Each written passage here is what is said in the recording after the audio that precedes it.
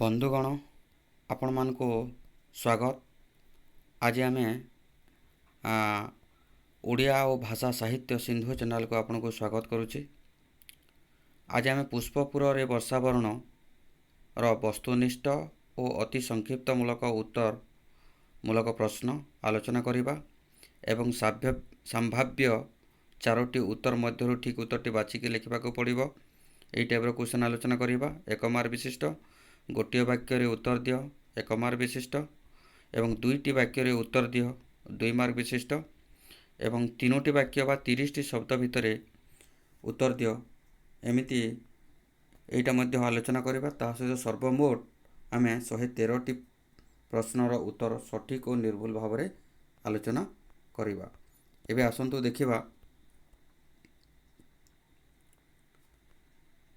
ସଂକ୍ଷିପ୍ତ ଉତ୍ତରମୂଳକ ପ୍ରଶ୍ନ। 4ଟି ସମ୍ଭାବ୍ୟ ଉତ୍ତର ମଧ୍ୟରୁ ଠିକ୍ ଉତ୍ତରଟି ବାଛି ଲେଖ। ପ୍ରଶ୍ନର ମୂଲ୍ୟ 1 ନମ୍ବର। କାହାର ସ୍ନିଗ୍ଧ କଜ୍ଜ୍ୱଳ କାନ୍ତି ପୁଷ୍ପପୁରରେ ନେତ୍ର ଉତ୍ସବ ସୃଷ୍ଟି କରୁଛି? 4ଟି ପ୍ରଶ୍ନ ଉତ୍ତର ରହିବ। ବାରିବାହ, ପ୍ରକୃତି, ଦୂରବନ୍ଧୁ, ଅଲକାପୁରୀ। ଏହାର ସଠିକ୍ ଉତ୍ତର ହେଉଛି ବାରିବାହ। କାହାକୁ ଦୂରବନ୍ଧୁ ବୋଲି ପ୍ରାବନ୍ଧିକ ସମ୍ବୋଧନ କରିଛନ୍ତି? ପୁଷ୍ପପୁର, ବାରିବାହ, ବାତାୟନ, ଶ୍ୟାମଳ ପୃଥିବୀ। ଏହାର ସଠିକ୍ ଉତ୍ତର ହେଉଛି ବାରିବାହ। ବ୍ୟକ୍ତିଠାରୁ କିଏ ବଡ଼ ବୋଲି ଲେଖକ ଘନକୁ ପ୍ରଶ୍ନ କରିଛନ୍ତି? ଗୋଷ୍ଠୀ, ମଣିଷ, ପଶୁ, ପକ୍ଷୀ। ଏହାର ସଠିକ୍ ଉତ୍ତର ହେଉଛି ଗୋଷ୍ଠୀ। ଜଳର ଅଭାବରେ କେଉଁଠାରେ ହାହାକାର ପଡ଼ିଛି? ପୁଷ୍ପପୁର, ପାଟଳୀପୁତ୍ର, କୁସୁମୋଦ୍ଭୟ, ଉତ୍କଳ। ଏହାର ସଠିକ୍ ଉତ୍ତର ହେଉଛି ଉତ୍କଳ।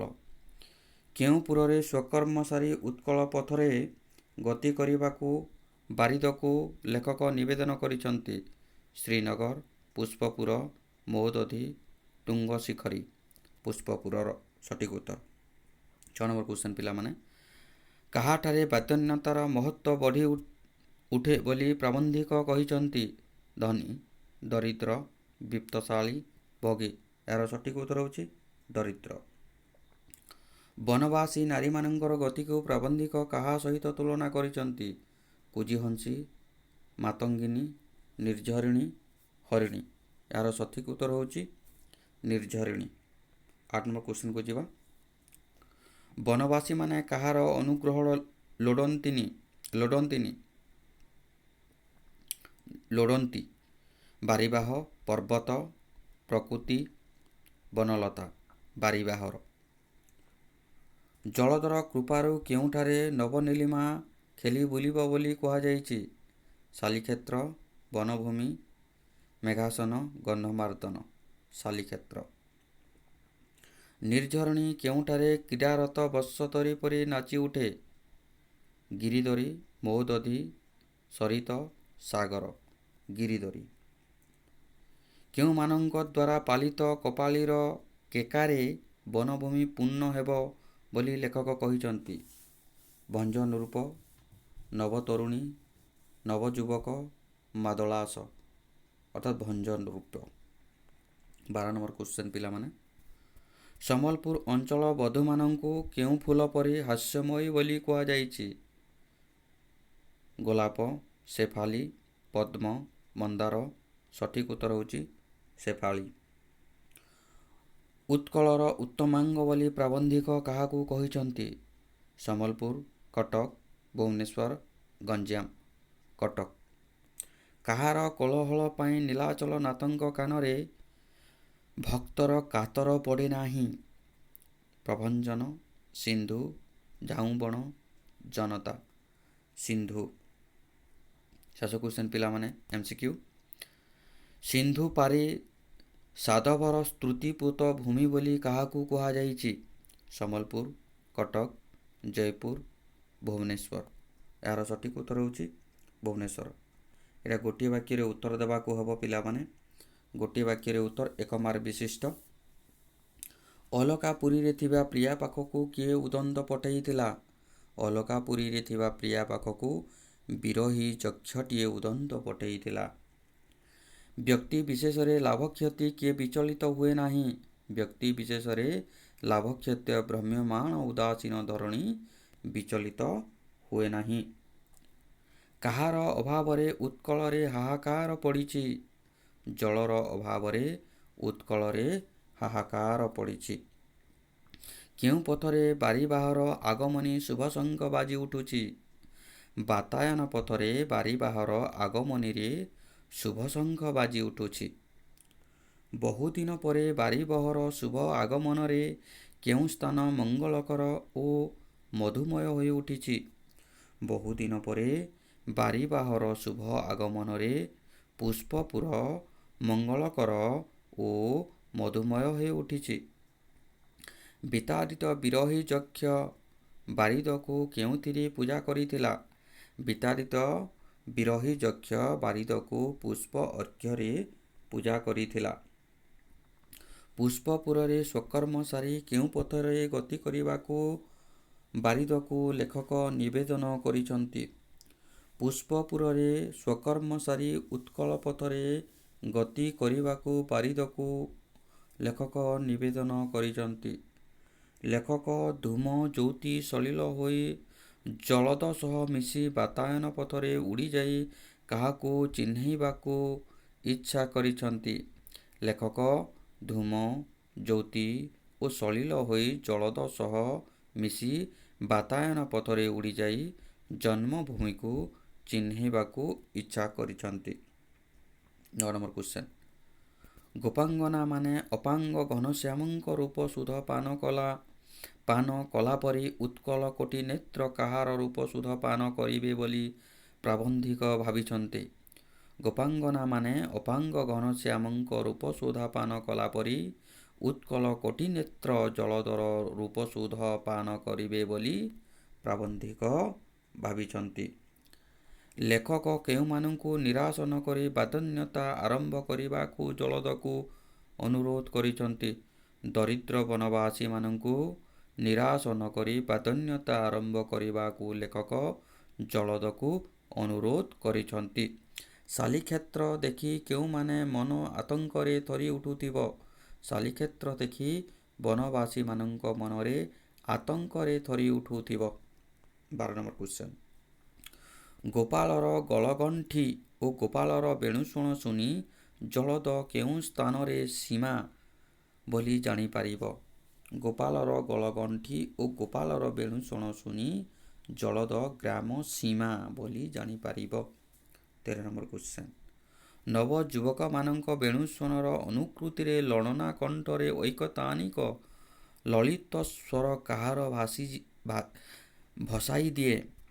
ନବଯୁବକମାନଙ୍କର ବେଣୁଷଣ ଅନୁକୃତିରେ ଲଳନା କଣ୍ଠର ଐକତାନିକ ଲଳିତ ସ୍ୱର ବନଭୂମିକୁ ଭସାଇ ଦିଏ।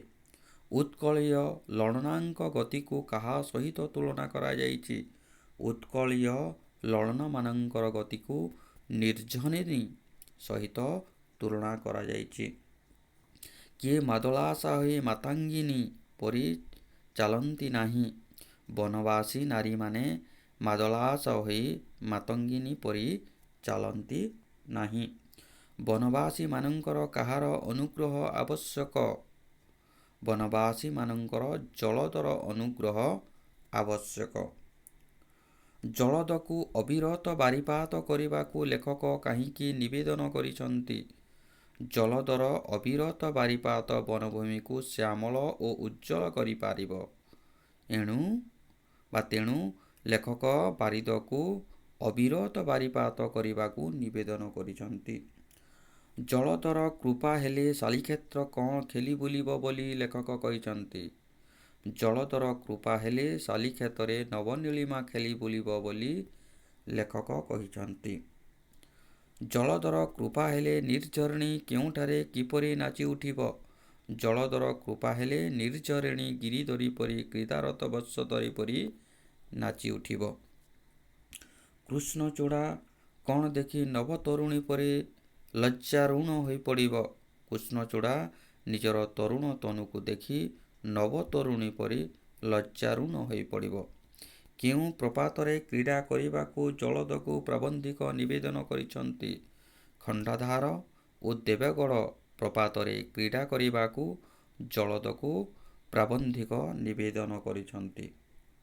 ମେଘାସନ, ଗନ୍ଧମାର୍ଦ୍ଦନ ଓ ମାଲ୍ୟଗିରି ମହାବନରେ ଭ୍ରମୁ ଭ୍ରମୁ ଜଳଦ କ'ଣ ହୋଇଯିବ? ମେଘାସନ, ଗନ୍ଧମାର୍ଦ୍ଦନ ଓ ବା ମାଲ୍ୟଗିରିରେ ମହାବନରେ ଭ୍ରମୁ ଭ୍ରମୁ ଏହାର ଅସରନ୍ତି ବିଭବ ଦେଖି ଜଳଦ ଚକିତ ହୋଇଯିବ। କେଉଁ ମହାବନରେ ଅସରନ୍ତି ଭଣ୍ଡାର ଲୁଚି ରହିଛି? ମେଘାସନ, ଗନ୍ଧମାର୍ଦ୍ଦନ, ମାଲ୍ୟଗିରି ମହାବନରେ ଅସରନ୍ତି ଭଣ୍ଡାର ଲୁଚି ରହିଛି। 24 ନମ୍ବର କ୍ୱେଶ୍ଚନ୍ ପିଲାମାନେ, ଦୁଃଖିନୀ ଜନନୀ କାହାର ଭୟରେ ଅସରନ୍ତି ଭଣ୍ଡାର ମହାବନରେ ଲୁଚାଇ ରଖିଛି? ଦୁଃଖିନୀ ଜନନୀ ଅଯୋଗ୍ୟ ସନ୍ତାନମାନଙ୍କ ଭୟରେ ଅସରନ୍ତି ଭଣ୍ଡାର ମହାବନରେ ଲୁଚାଇ ରଖିଛି। ଉତ୍କଳବାସୀ କେଉଁ ନଦୀର ତୀରରେ ବସି ପିପାସୀ ହୋଇଛନ୍ତି? ଉତ୍କଳବାସୀ ଭାଗୀରଥୀ ନଦୀର ତୀରରେ ବସି ପିପାସୀ ହୋଇଛନ୍ତି। 27 ନମ୍ବର କ୍ୱେଶ୍ଚନ୍ ପିଲାମାନେ, ଉତ୍କଳବାସୀ କାହା ଉପରେ ବସି ଉପବାସୀ ହୋଇଛନ୍ତି? ଉତ୍କଳବାସୀ ରତ୍ନସ୍ତୂପରେ ବସି ଉପବାସୀ ହୋଇଛନ୍ତି। ସୂକ୍ଷ୍ମଶାଳୀର ଗନ୍ତାଘର କିଏ? ସୂକ୍ଷ୍ମଶାଳୀର ଗନ୍ତାଘର ସମ୍ବଲପୁର। କେଉଁ ନଦୀ ଉପଳ ଶଯ୍ୟାରେ ଯାଉ ଯାଉ ସ୍ୱର୍ଣ୍ଣ ରେଣୁ ଢାଳିଦିଏ? ତନ୍ୟ ମହାନଦୀ ଉପଳ ଶଯ୍ୟାରେ ଯାଉ ଯାଉ ସ୍ୱର୍ଣ୍ଣ ରେଣୁ ଢାଳିଦିଏ। କେଉଁ ଅଞ୍ଚଳର ନରନାରୀମାନଙ୍କୁ ଦୁଃଖ ଦୈନ୍ୟରେ ମଧ୍ୟ ବିଷାଦ କାଳିମା ଛୁଏ ନାହିଁ? ସମ୍ବଲପୁର ଅଞ୍ଚଳ ନାରୀମାନଙ୍କୁ ଦୁଃଖ ଦୈନ୍ୟରେ ମଧ୍ୟ ବିଷାଦ କାଳିମା ଛୁଏ ନାହିଁ। ଉତ୍କଳର ଉତ୍ତମାଙ୍ଗ ବୋଲି ଲେଖକ କାହାକୁ କହିଛନ୍ତି? ଉତ୍କଳର ଉତ୍ତମାଙ୍ଗ ବୋଲି ପ୍ରାବନ୍ଧିକ କଟକକୁ କହିଛନ୍ତି। ଗର୍ବିତ ଗଜପତି ରାଜଧାନୀ ବୋଲି କାହାକୁ କୁହାଯାଇଛି? ଗର୍ବିତ ଗଜପତି ରାଜଧାନୀ ବୋଲି କଟକକୁ କହିଛନ୍ତି। କେଉଁଠାରୁ ଅଜୟ ବାହିନୀ ଝଟିକା ବେଗରେ ଦୁର୍ଗରୁ ଦୁର୍ଗାନ୍ତରକୁ ଗତି କରି ଚାଲୁଥିଲେ? କଟକରୁ ଅଜୟ ବାହିନୀ ଝଟିକା ବେଗରେ ଦୁର୍ଗରୁ ଦୁର୍ଗାନ୍ତରକୁ ଗତି କରି ଚାଲୁଥିଲେ। କେଉଁ କଟକର ସ୍ତୁତି ଆଜି ମୃତ୍ତିକାରେ ଅବଲୁପ୍ତ? ସ୍ତୁତିପୂତ ବିଡ଼ାନାସୀ କଟକର ସ୍ତୁତି ଆଜି ମୃତ୍ତିକାରେ ଅବଲୁପ୍ତ। ବାରବାଟୀର ସ୍ଖଳିତ ପ୍ରସ୍ତରରେ କ'ଣ ଆଜି ଯାଏ ଲାଖି ରହିଛି? ବାରବାଟୀ ସ୍ଖଳିତ ପ୍ରସ୍ତରରେ ତା'ର ସ୍ତୁତି ଓ କୀର୍ତ୍ତି ଆଜି ଯାଏ ଲାଗି ରହିଛି। କେଉଁ ରାଜାଙ୍କର ମହାକୀର୍ତ୍ତି ଚିତ୍ରୋତ୍ପଳ ମେଖଳା ପରି ଦିଶୁଛି? ରାଜା ମର୍କତ କେଶରୀ ମହାକୀର୍ତ୍ତି ଚିତ୍ରୋତ୍ପଳ ମେଖଳା ପରି ଦିଶୁଛି। କେଉଁଠାରେ ଉତ୍କଳ କବି ଜ୍ଞାନୀ ଗୁଣୀ ଓ କର୍ମୀ ଉଜାଗର ରହି ଜ୍ଞାନଦୀପ ଜାଳିଥିଲେ? କଟକର ଉତ୍କଳ କବି ଜ୍ଞାନୀ ଗୁଣୀ କର୍ମୀ ଉଜାଗର ରହି ଜ୍ଞାନଦୀପ ଜାଳିଥିଲେ। କାହାକୁ ସ୍ତୁତିର ଶ୍ମଶାନ ବୋଲି କୁହାଯାଇଛି? କୋଣାର୍କକୁ ସ୍ତୁତିର ଶ୍ମଶାନ ବୋଲି କୁହାଯାଇଛି। କିଏ ଉତ୍କଳ ଭୂମିର ମାନଦଣ୍ଡ ପରି ଦଣ୍ଡାୟମାନ ବୋଲି ଲେଖକ ବା ପ୍ରାବନ୍ଧିକ କହିଛନ୍ତି? ଭୁବନେଶ୍ୱର ଲିଙ୍ଗରାଜ ମନ୍ଦିର ଉତ୍କଳ ଭୂମିର ମାନଦଣ୍ଡ ବୋଲି ଦଣ୍ଡାୟମାନ ବୋଲି ପ୍ରାବନ୍ଧିକ କହିଛନ୍ତି। ବାରିବାହ ବେଳାଭୂମିର ଶ୍ୟାମଳ ପଥରେ ଯିବାବେଳେ କେଉଁମାନେ ତା'ର ସ୍ୱାଗତ ପାଇଁ ବାହାରି ଆସିବେ ବୋଲି କୁହାଯାଇଛି? ବାରିବାହ ବେଳାଭୂମିର ଶ୍ୟାମଳ ପଥରେ ଯିବାବେଳେ ପଲ୍ଲୀବାଳାମାନେ ତା'ର ସ୍ୱାଗତ ପାଇଁ ବାହାରି ଆସିବେ। ଲେଖକ କାହାକୁ ଭୁବନ ମୋହନ ବୋଲି କହିଛନ୍ତି? ଲେଖକ କୋଣାର୍କକୁ ଭୁବନ ମୋହନ ବୋଲି କହିଛନ୍ତି। କିଏ ମ୍ଳାନ ଓ ଛିନ୍ନ ହୋଇ ବିଜନ ବେଳାରେ ପଡ଼ି ରହିଛି? ସ୍ୱର୍ଗଚ୍ୟୁତ ପାରିଜାତ ପରି କୋଣାର୍କ ମ୍ଳାନ ଓ ଛିନ୍ନ ହୋଇ ବିଜନ ବେଳାରେ ପଡ଼ି ରହିଛି। କାହାକୁ ସ୍ୱର୍ଗଚ୍ୟୁତ ପାରିଜାତ ବୋଲି କୁହାଯାଇଛି? କୋଣାର୍କକୁ ସ୍ୱର୍ଗଚ୍ୟୁତ ପାରିଜାତ ବୋଲି କୁହାଯାଇଛି। କିଏ ଦୃପ୍ତ ଓ ଗର୍ବିତ ଜାତିର ପରାକ୍ରମର ପ୍ରତୀକ? ମହାମନ୍ଦିର କୋଣାର୍କ ତୃପ୍ତ ଓ ଗର୍ବିତ ଜାତିର ପରାକ୍ରମର ପ୍ରତୀକ। ଘନ ଅତୀତର ମ୍ଳାନ ଶ୍ମଶାନ ବୋଲି ଲେଖକ କାହାକୁ ଅଭିହିତ କରିଛନ୍ତି? ଘନ ଅତୀତର ମ୍ଳାନ ଶ୍ମଶାନ ବୋଲି ଲେଖକ କୋଣାର୍କକୁ ଅଭିହିତ କରିଛନ୍ତି। ନୀଳାଚଳ ପଥରେ ଯାଉ ଯାଉ କାହାର ଧବଳିତ ସଦନଠାରେ ନବଘନ କ୍ଷଣକାଳ ସ୍ତମ୍ଭିତ ହୋଇ ରହିଯିବାକୁ ଲେଖକ ଘନକୁ କହିଛନ୍ତି। ନୀଳାଚଳ ପଥରେ ଯାଉ ଯାଉ ସାକ୍ଷୀ ଗୋପାଳ ଧବଳିତ ସଦନରେ ନବଘନ କ୍ଷଣକାଳ ସ୍ତମ୍ଭିତ ହୋଇ ରହିଯିବାକୁ ଲେଖକ ଘନକୁ କହିଛନ୍ତି। ସାକ୍ଷୀ ଗୋପାଳରେ କିଏ ଉନ୍ନତ ଉତ୍କଳର ସ୍ୱପ୍ନ ଦେଖିଥିଲେ? ସାକ୍ଷୀ ଗୋପାଳରେ ଉତ୍କଳମଣି ଗୋପବନ୍ଧୁ ଦାସ ଉନ୍ନତ ଉତ୍କଳର ସ୍ୱପ୍ନ ଦେଖିଥିଲେ। କାହାକୁ ଉତ୍କଳର ମହାନିଶାରେ ଧ୍ରୁବ ଜ୍ୟୋତି ବୋଲି କୁହାଯାଇଛି? ଉତ୍କଳମଣି ଗୋପବନ୍ଧୁ ଦାସଙ୍କୁ ଉତ୍କଳ ମହାନିଶାର ଧ୍ରୁବ ଜ୍ୟୋତି ବୋଲି କୁହାଯାଇଛି। କାହାକୁ ଦଧିଚି ବୋଲି ଲେଖକ ଅଭିହିତ କରିଛନ୍ତି? ଉତ୍କଳମଣି ଗୋପବନ୍ଧୁ ଦାସଙ୍କୁ ଦଧିଚି ବୋଲି ଲେଖକ ଅଭିହିତ କରିଛନ୍ତି। ଉତ୍କଳ କମଳ କେଶରୀ କିଏ? ଉତ୍କଳ କମଳ କେଶରୀ ହେଉଛନ୍ତି ନୀଳାଚଳ। କିଏ ଉତ୍କଳର ଇତିହାସ? ଜଗନ୍ନାଥ ହିଁ ଉତ୍କଳର ଇତିହାସ। କେଉଁମାନଙ୍କୁ ଦକ୍ଷିଣା ସାପ ପଥ ପ୍ରହରୀ ବୋଲି କୁହାଯାଇଛି? ଗଞ୍ଜାମ ଓ ଜୟପୁରବାସୀଙ୍କୁ ଦକ୍ଷିଣା ପଥ ପ୍ରହରୀ ବୋଲି କୁହାଯାଇଛି। 2 ମାର୍କ ବିଶିଷ୍ଟ କ୍ୱେଶ୍ଚନ୍ ପିଲାମାନେ ଏଥିରେ ସମାପ୍ତ ହେଲା। ଏବେ ଆମେ ଏଇଟା 2 ମାର୍କ ବିଶିଷ୍ଟ, ସେଇଟା 1 ମାର୍କ ବିଶିଷ୍ଟ ଗୋଟିଏ ବାକ୍ୟରେ, ଏଇଟା 2 ମାର୍କ ବିଶିଷ୍ଟ, ଯାହାକି ପ୍ରବନ୍ଧ ଏବଂ ପ୍ରାବନ୍ଧିକର ନାଁ ଲେଖିଲେ 1 ମାର୍କ ଏବଂ ଉତ୍ତର ଲେଖିଲେ 1 ମାର୍କ, ମିଶିକି 2 ମାର୍କ। ପ୍ରବନ୍ଧ ଏବଂ ପ୍ରାବନ୍ଧିକ ନାଁ ଲେଖିବାକୁ ପଡ଼ିବ। ଯେପରିକି ବହୁ ଦିନ ପରେ ଦୂରବନ୍ଧୁ ଶୁଭ ଆଗମନରେ ପୁଷ୍ପପୁର କ'ଣ ହୋଇ ଉଠିବ? ପ୍ରବନ୍ଧ ପୁଷ୍ପପୁରରେ ବର୍ଷାବରଣ। ପ୍ରାବନ୍ଧିକ କୃଷ୍ଣଚନ୍ଦ୍ର ପାଣିଗ୍ରାହୀ। ବହୁ ଦିନ ପରେ ଦୂରବନ୍ଧୁ ଶୁଭ ଆଗମନରେ ପୁଷ୍ପପୁର ମଙ୍ଗଳକର ଓ ମଧୁମୟ ହେଉ ଉଠୁଛି। ଭ୍ରାମ୍ୟମାଣ ଉଦାସୀନ ଧରଣୀ କେଉଁଥିରେ ବିଚଳିତ ହୁଏ ନାହିଁ? ଭ୍ରାମ୍ୟମାଣ ଉଦାସୀନ ଧରଣୀ ବ୍ୟକ୍ତିବିଶେଷରେ ଲାଭ କ୍ଷତିରେ ବିଚଳିତ ହୁଏ ନାହିଁ। କ'ଣ ଊଣା ହେଲେ ସେ ଆଉ ବାସଭୂମି ହୋଇ ରହିପାରିବ ନାହିଁ ବୋଲି କୁହାଯାଇଛି? ବାୟୁ, ସଲିଳ, ଆଲୋକ ଓ ଉତ୍ତପ୍ତ ପାଇଁ ସେ ଜୀବମାନଙ୍କର ବାସଭୂମି ହୋଇଛି। ସେଇଥିରୁ ଗୋଟିଏ ଊଣା ହେଲେ ସେ ଆଉ ବାସଭୂମି ହୋଇ ରହିପାରିବ ନାହିଁ ବୋଲି କୁହାଯାଇଛି। ବାରିବାହର ଆଗମନ ପରେ ପୁଷ୍ପପୁର କିପରି ହୋଇ ଉଠିବ? ବାରିବାହର ଆଗମନ ପରେ ପୁଷ୍ପପୁର ଅଚିରେ ସଜୀବ ଓ ଶ୍ୟାମଳ ହୋଇ ଉଠିବ। ଲେଖକ କେଉଁଠାରେ ଏବଂ କାହାର ଆଗମନ ଶୁଭଶଙ୍ଖ ଶୁଣି ପାରୁଛନ୍ତି? ଲେଖକ ପ୍ରାସାଦର ବାତାୟନ ପଥରେ ବାରିବାହର ଆଗମନୀରେ ଶତ ଶୁଭଶଙ୍ଖ ଶୁଣି ପାରିଛନ୍ତି। ଲେଖକ କ'ଣ ହୋଇ ଜଳଦ ସହ ମିଶିବାକୁ ଇଚ୍ଛା କରିଛନ୍ତି? ଲେଖକ ଧୂମ, ଜ୍ୟୋତି ଓ ସଲିଳ ହୋଇ ଜଳଦ ସହ ମିଶିବାକୁ ଇଚ୍ଛା କରିଛନ୍ତି। ସୁଜଳା ସୁଫଳା ଶସ୍ୟ ଶ୍ୟାମଳା। ଉତ୍କଳ ଭୂମିର ଅବସ୍ଥା ଆଜି କିପରି ହୋଇଛି? ସୁଜଳା ସୁଫଳା ଶସ୍ୟ ଶ୍ୟାମଳା ଉତ୍କଳ ଭୂମି ଆଜି ପତିତା, ଲାଞ୍ଛିତା ଓ ଖଣ୍ଡିତା ହୋଇଯାଇଛି। ଜଳଦ କିପରି ବିଶୋଭିତ ହୋଇ ଉତ୍କଳ ଆକାଶରେ ଆବିର୍ଭୂତ ହେବାକୁ ଲେଖକ ଅନୁରୋଧ କରିଛନ୍ତି। ବିଜୁଳି ବିଭଣ୍ଡିତ ଓ ବଳକା ବିଶୋଭିତ ହୋଇ ଜଳଦ ଉତ୍କଳ ଆକାଶରେ ଆବିର୍ଭୂତ ହେବାକୁ ଲେଖକ ଅନୁରୋଧ କରିଛନ୍ତି। ଦରିଦ୍ର ବନବାସୀମାନଙ୍କୁ ନିରାଶ ନ କରି କ'ଣ କରିବାକୁ ଜଳଦକୁ ଲେଖକ ଅନୁରୋଧ କରିଛନ୍ତି? ଦରିଦ୍ର ବନବାସୀଙ୍କୁ ନିରାଶ ନ କରି ତାହାର ବାଦନ୍ୟତା ସେମାନଙ୍କର ଠାରେ ଆରମ୍ଭ କରିବାକୁ ଜଳଦକୁ ଲେଖକ ଅନୁରୋଧ କରିଛନ୍ତି।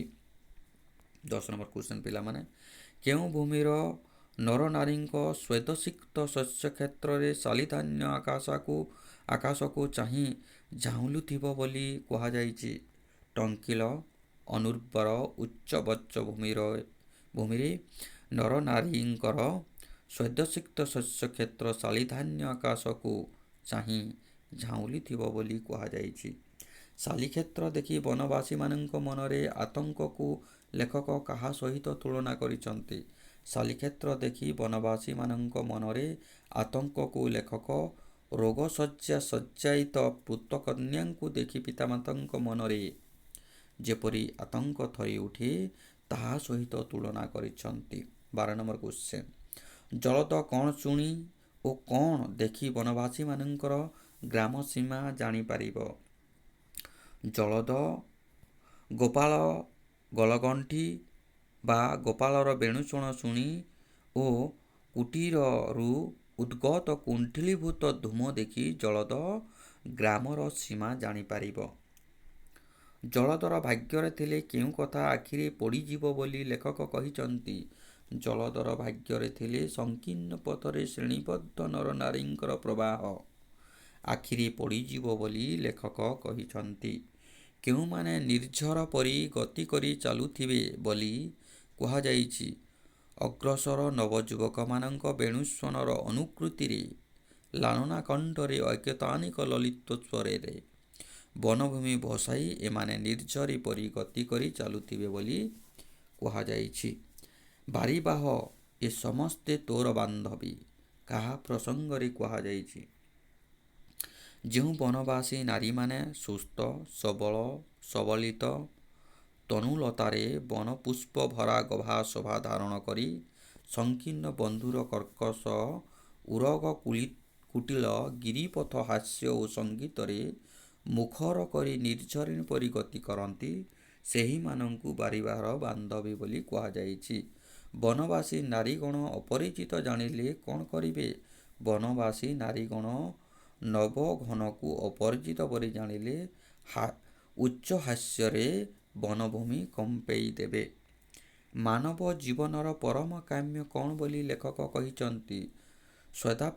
ସ୍ୱଦ ଉପାର୍ଜିତ ଧନରେ ଉଦର ପୋଷଣ, ସୁନ୍ଦର ସ୍ୱାସ୍ଥ୍ୟ ଓ ନିର୍ମଳ ମନ ମାନବ ଜୀବନର ପରମ କାମ୍ୟ।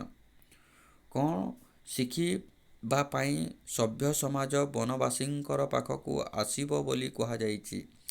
ଜଗତରୁ ତସ୍କରତା ଲୋପ ପାଇଲେ ମାନବିକତା ଶିଖିବା ପାଇଁ ସଭ୍ୟ ସମାଜ ବନବାସୀମାନଙ୍କର ପାଖକୁ ଆସିବ।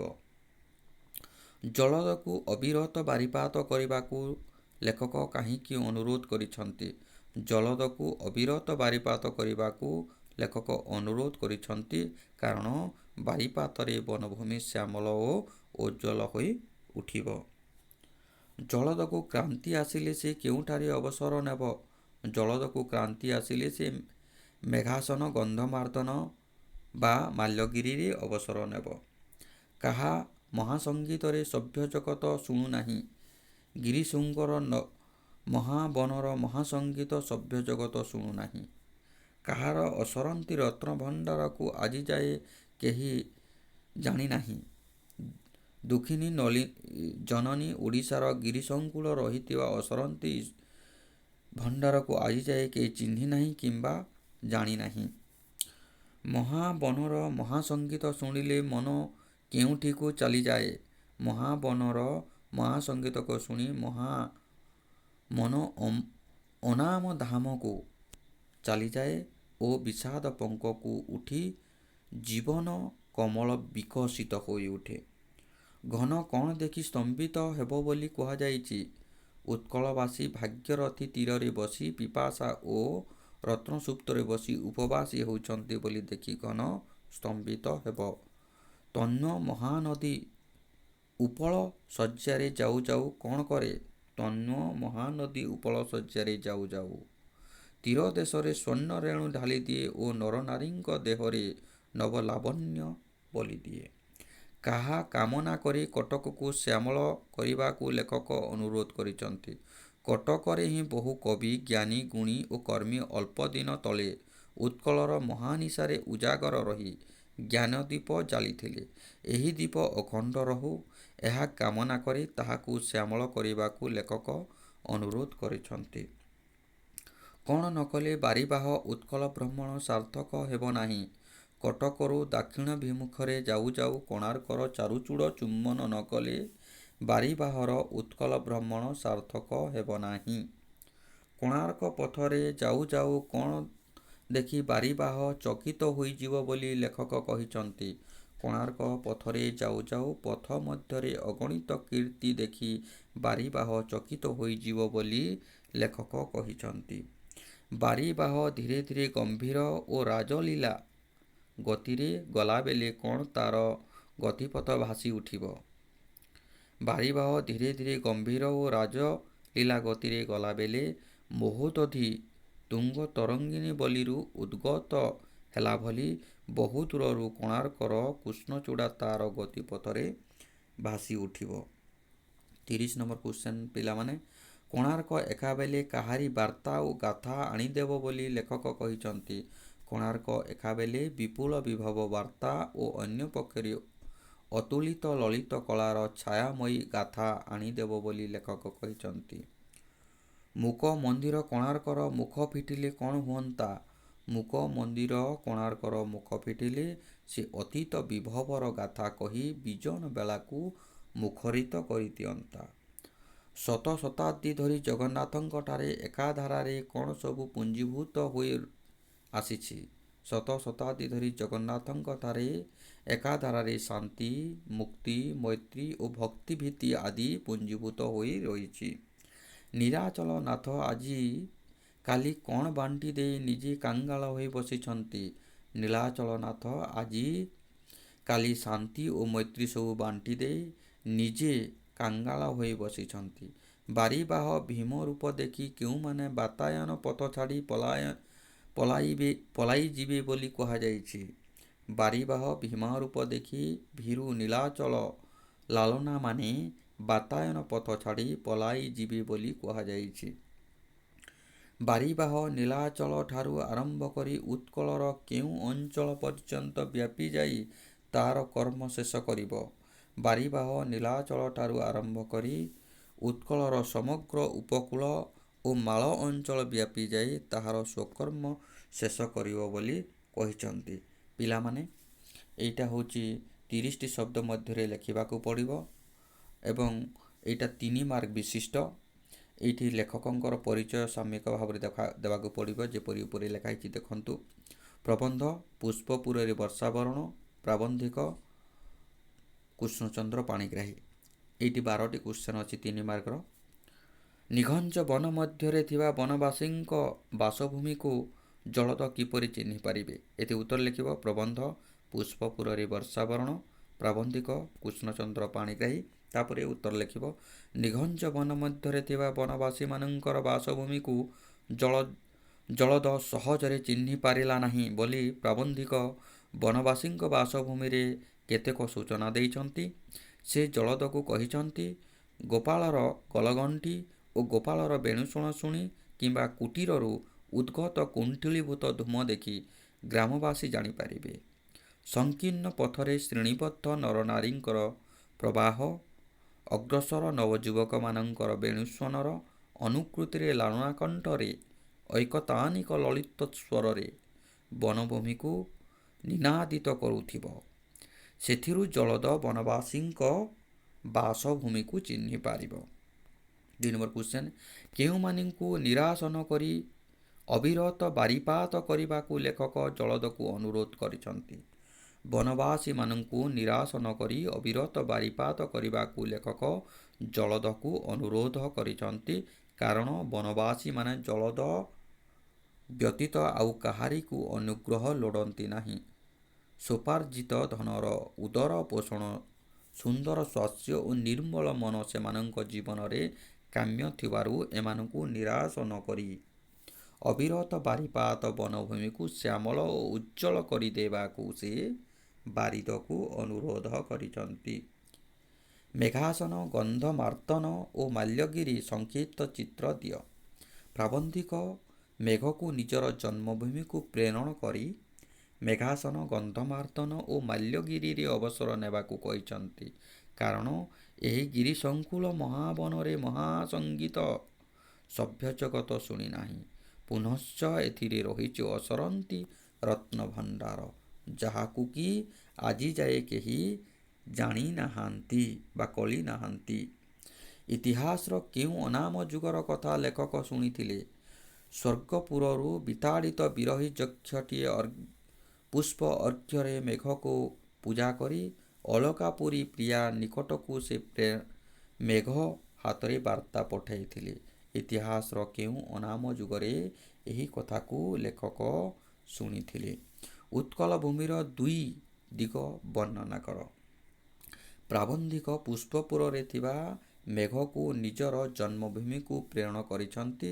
ସେ କହିଛନ୍ତି ଉତ୍କଳ ଭୂମି ଗୋଟିଏ ଦିଗରେ ପୂବ ପୂର୍ଣ୍ଣାଙ୍ଗ, ତାଳ, ତମାଳ, ତାମୁଳ ଓ ନାରିକେଳ ବନରେ ବିଶୋଭିତ ମହୋଦଧିର ବେଳାରେ ସେ ବଳିତ ହେଉଛି, ଆଉ ଅନ୍ୟ ଦିଗରେ ତୁଙ୍ଗ ଶିଖରୀ ଶାମୁକୁଳ ନିବିଡ଼ ବନରାଜିର ଅସରନ୍ତି ଶ୍ୟାମ ଶୋଭାରେ ଅପରୂପ ହୋଇଛି।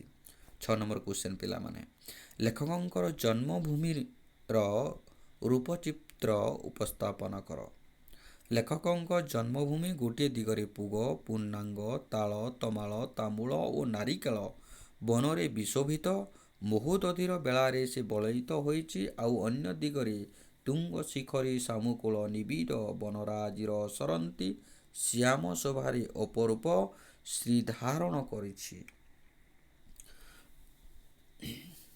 ସମ୍ବଲପୁର ଅଞ୍ଚଳ ନାରୀମାନଙ୍କର ବୈଶିଷ୍ଟ୍ୟ ଉପସ୍ଥାପନ କର।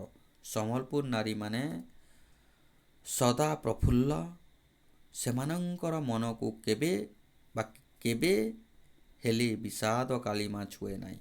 ରାତି ନ ପାହୁଣୁ ଏକାଧାରରେ ବଧୂମାନେ ସ୍ନାନ ସାରି ଶିଶିର ସ୍ନାତ ଶେଫାଳି ପରି ହାସ୍ୟମୟୀ ହୋଟନ୍ତି। ଏମାନଙ୍କୁ ଅନଳସ ଚରଣରେ କମଳ ଫୁଟିଉଠେ ଓ କଳାକୁଶଳ କରସ୍ପର୍ଶରେ କ୍ଷୁଦ୍ର କୁଟୀର ସୁଦ୍ଧା ହସି ଉଠେ। 8 ନମ୍ବର କ୍ୱେଶ୍ଚନ୍, କଟକର ବୈଶିଷ୍ଟ୍ୟ ଉପସ୍ଥାପନ କର। କଟକ ସୌଧାବଳୀରେ ପରିପୂର୍ଣ୍ଣ, ଯାହାକି ଉତ୍କଳର ଉତ୍ତମାଙ୍ଗ। ଏହା ପୂର୍ବରୁ ଗଜପତିଙ୍କର ରାଜଧାନୀ ଥିଲା, ଆଉ ଏହିଠାରୁ ହିଁ ତାର ଅଜୟ ବାହିନୀ ଝଟିକା ବେଗରେ ଦୁର୍ଗରୁ ଦୁର୍ଗାନ୍ତର ଗତି କରି ଚାଲିଥିଲା। ସ୍ତୁତିପୂତ ବିଡ଼ାନାସୀ, ବାରବାଟୀ ଆଦି ସ୍ତୁତି ଓ କୀର୍ତ୍ତି ମର୍କତ କେଶରୀଙ୍କ ମହାକୀର୍ତ୍ତି ଆଜି ଯାଏ ଚିତ୍ରୋତ୍ପଳା ମେଖଳା ପରି ଦିଶୁଛି। ଏଠାରେ ବହୁ କବି, ଜ୍ଞାନୀ, ଗୁଣୀ ଓ କର୍ମୀ ଅଳ୍ପ ଦିନ ତଳେ ଉତ୍କଳର ମହାନିଶାରେ ଉଜାଗର ରହି ଜ୍ଞାନଦୀପ ଜାଳିଛନ୍ତି। 9 ନମ୍ବର କ୍ୱେଶ୍ଚନ୍, କୋଣାର୍କ ତୃପ୍ତ ଓ ଗର୍ବିତ ଜାତିର ପରାକ୍ରମର ପ୍ରତୀକ ଆଲୋଚନା କର। ମହୋଦଧିର ତୁଙ୍ଗ ତରଙ୍ଗାବଳୀ ଉଦ୍ଗତ ହେଲା ଭଳି ବହୁ ଦୂରରୁ କୋଣାର୍କର କୃଷ୍ଣଚୂଡ଼ା ଦେଖାଯାଏ। କୋଣାର୍କ ହେଉଛି କରୁକାର୍ଯ୍ୟ ବିମଣ୍ଡିତ ଭୁବନ ମୋହନ ସ୍ୱରୂପ। ସ୍ୱର୍ଗଚ୍ୟୁତ ପାରିଜାତ ପରି ତାହାର ଆଜି ମ୍ଳାନ ଓ ଛିନ୍ନ ହୋଇ ବିଜନ ବେଳାରେ ପଡ଼ି ରହିଛି। ପ୍ରାବନ୍ଧିକ କୋଣାର୍କ ସମ୍ବନ୍ଧରେ କହିଛନ୍ତି, ଏହି ମୁକମନ୍ଦିର ଯଦି ମୁଖ ଫିଟନ୍ତା, ତେବେ ସେ ଅତୀତ ବିଭୋର ଗାଥା କହି ବିଜନ ବେଳାକୁ ମୁଖରିତ କରିଦିଅନ୍ତା। 10 ନମ୍ବର କ୍ୱେଶ୍ଚନ୍ ପିଲାମାନେ, ଉତ୍କଳ କମଳ କେଶର ବୋଲି କାହାକୁ କୁହାଯାଇଛି ଓ କାହିଁକି? ନୀଳାଚଳକୁ ଉତ୍କଳ କମଳ କେଶର ବୋଲି କୁହାଯାଇଛି କାରଣ ସମଗ୍ର ଉତ୍କଳ ଯଦି ଏକ କମଳ ସହିତ ତୁଳନା କରାଯାଏ, ତାହେଲେ ସେହି କମଳ କେଶର ହେଉଛି ନୀଳାଚଳ ଧାମ। କାରଣ ନିଜେ ନୀଳାମୟ ଜଗନ୍ନାଥ ଏହାକୁ ବାସସ୍ଥଳୀ ଭାବରେ ବାଛିଛନ୍ତି। ଇତିହାସକୁ ପର୍ଯ୍ୟାଲୋଚନା କଲେ ଜଣାଯାଏ ଯେ, ଜଗନ୍ନାଥ ହିଁ ଉତ୍କଳର ଇତିହାସ। ଶାନ୍ତି, ମୁକ୍ତି, ମୈତ୍ରୀ, ଭକ୍ତି ଓ ଭୀତି ସବୁ ଏକାଧାରାରେ ଏହିଠାରେ ହିଁ ପୁଞ୍ଜୀଭୂତ ହୋଇ ରହିଛି। ଗୋପବନ୍ଧୁଙ୍କର ରୂପଚିତ୍ର ଦିଅ। ପ୍ରାବନ୍ଧିକ ଉତ୍କଳମଣି ଗୋପବନ୍ଧୁଙ୍କର ଜୀବନ ଓ କର୍ମମୟ ସାଧନାକୁ ଅତି ସୁନ୍ଦରାତ୍ମକ ଓ ଅନୁଶୀଳନାତ୍ମକ ଭାବରେ ପ୍ରକାଶ କରିଛନ୍ତି।